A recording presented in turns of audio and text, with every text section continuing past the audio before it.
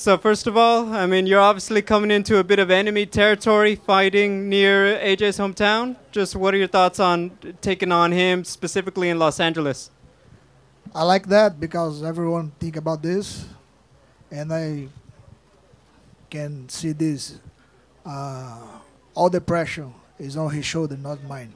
You two have gone back and forth for a while. He's obviously been one of the guys coming up. He talks about how you've been the champion since he's been in Bellator, essentially. Is there animosity? Is there genuine just dislike between you and AJ? Or do you feel this is just competition, just another opponent? That's a normal competition, but I know how dangerous he is. I'm ready for that.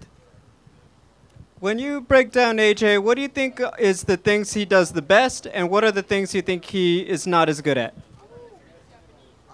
He's complete. He can knock people out and finish, too.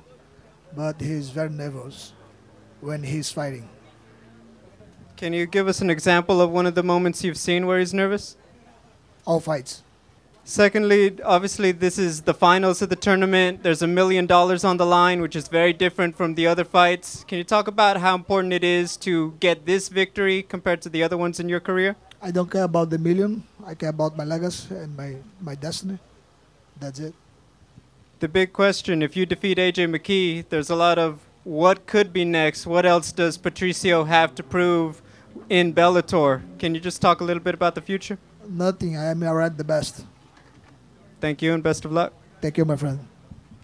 Patricio, you know a lot of people talk about legacy. What would it mean to you in your legacy to walk into this tournament as champion and walk out as champion again? Prove the same thing again and again and again.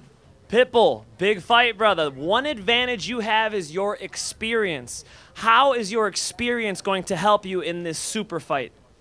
It's about mind, you know. I am okay with this, with the J.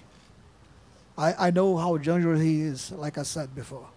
And I mean, I believe he's not comfortable right now. All his family here, friends, you know, it's a lot of pressure. I know that.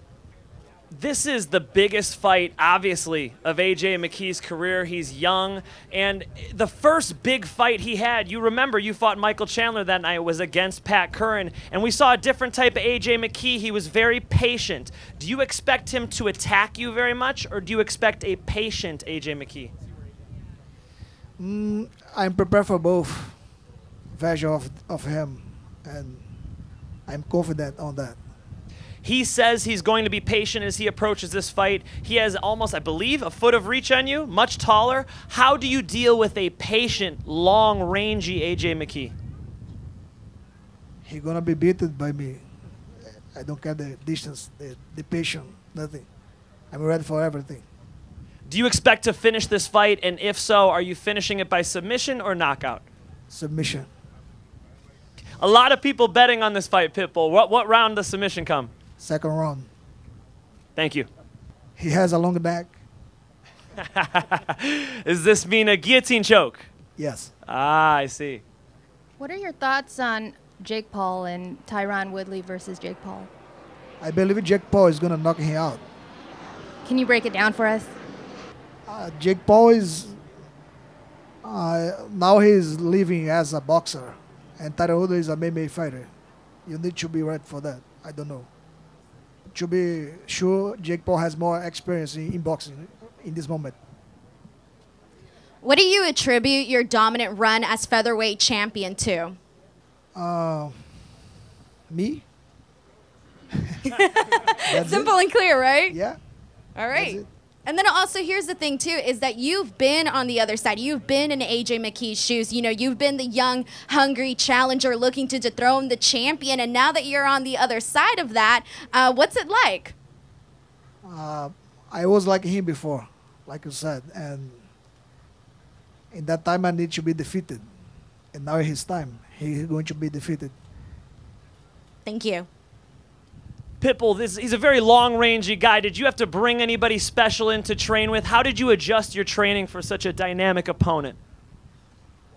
All my years fighting, in Bellator in my career, I have fought against guys like him. I'm always the smallest. It's normal. Nothing new. You told me you're going to guillotine him in the second round. Is he going to shoot a takedown on you? He's gonna try to put the fight on the ground. I know that. You guys know that. He know that. You expect this early?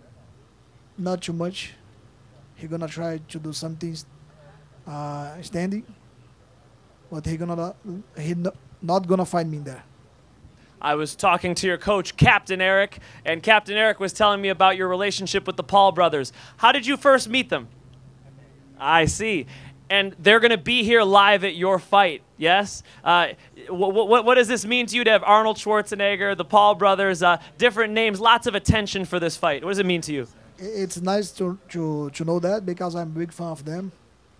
They are like YouTubers, but now they are fighting and win fights, you know?